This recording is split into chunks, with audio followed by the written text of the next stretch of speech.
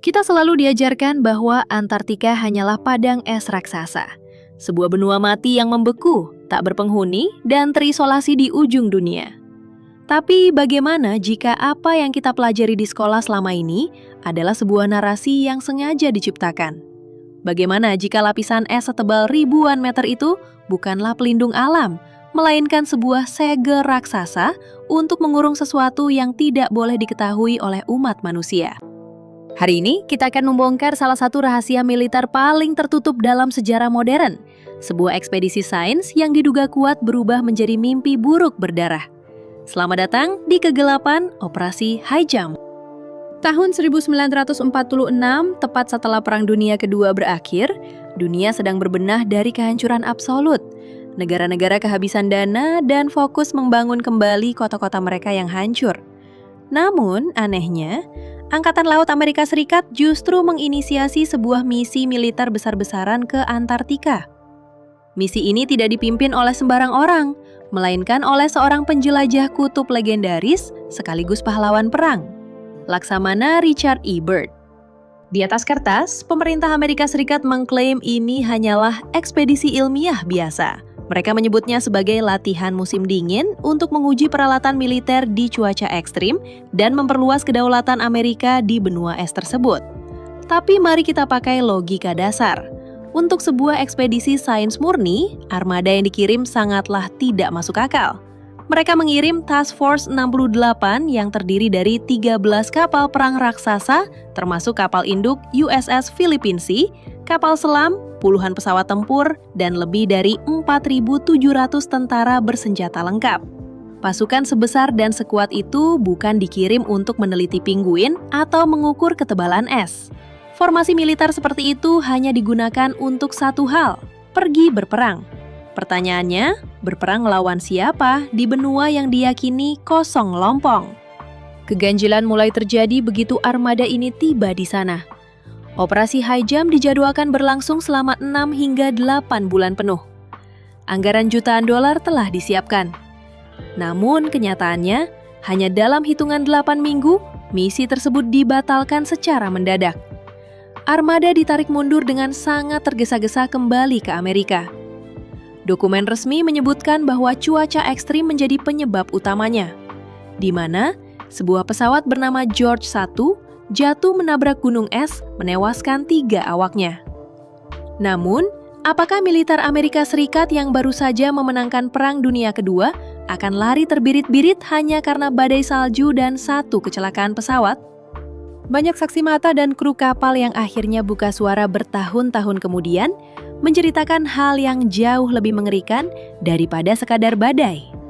Puncak dari teka-teki ini terjadi dalam perjalanan pulang. Pada tanggal 5 Maret 1947, Laksamana Byrd memberikan sebuah wawancara eksklusif kepada jurnalis Lee Van Atta dari surat kabar El Mercurio di Chile. Kata-kata yang keluar dari mulut Laksamana Byrd hari itu menjadi bahan bakar konspirasi terbesar hingga puluhan tahun ke depan. Byrd memberikan peringatan keras kepada pemerintahnya. Ia menyatakan secara tersirat bahwa Amerika Serikat harus segera mengambil tindakan defensif. Kutipan aslinya berbunyi, "Saya tidak bermaksud menakut-nakuti siapapun, tetapi kenyataan pahitnya adalah, dalam perang berikutnya, Amerika Serikat bisa diserang oleh objek terbang yang mampu berpindah dari satu kutub ke kutub lainnya dengan kecepatan yang luar biasa." Apa maksud dari objek terbang berkecepatan luar biasa itu? Dari sinilah teori konspirasi meledak dan membelah menjadi 2 cabang utama yang sama-sama mencekam. Teori pertama berkaitan erat dengan sisa-sisa intelijen Perang Dunia Kedua. Bertahun-tahun sebelum Operasi Highjump, pada 1938, ekspedisi Nazi Jerman telah lebih dulu memetakan wilayah Antartika dan mengklaim sebuah area yang mereka sebut Neuschwabenland. Banyak ahli teori konspirasi meyakini bahwa Nazi telah membangun pangkalan bawah tanah rahasia yang sangat masif di sana, yang dikenal sebagai Basis 211.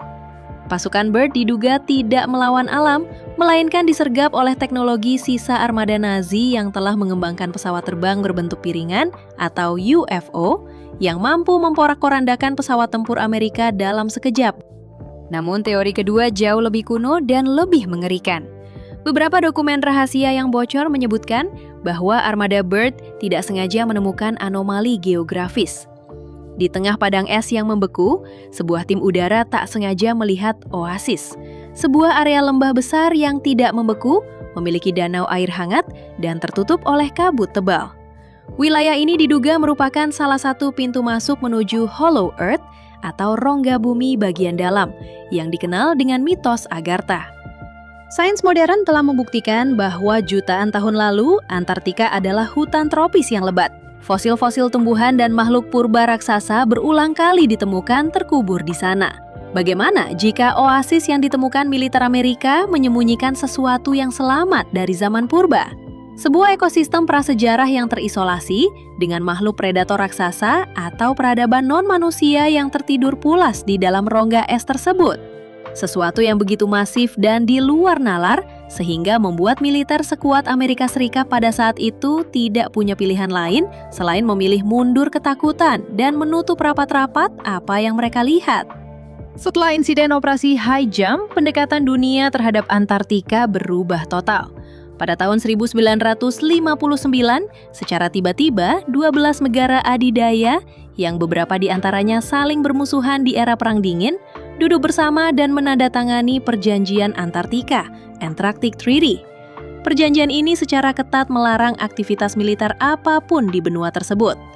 Hingga detik ini, wilayah Antartika dijaga ketat. Eksplorasi mandiri tanpa izin resmi hampir mustahil dilakukan, dan wilayah udara di titik-titik tertentu ditetapkan sebagai no-fly zone mutlak. Siapapun yang nekat melintas akan diintersep oleh militer. Di atas kertas, perjanjian itu dibuat murni atas nama sains, demi melindungi alam Antartika dari kerusakan dan eksploitasi manusia.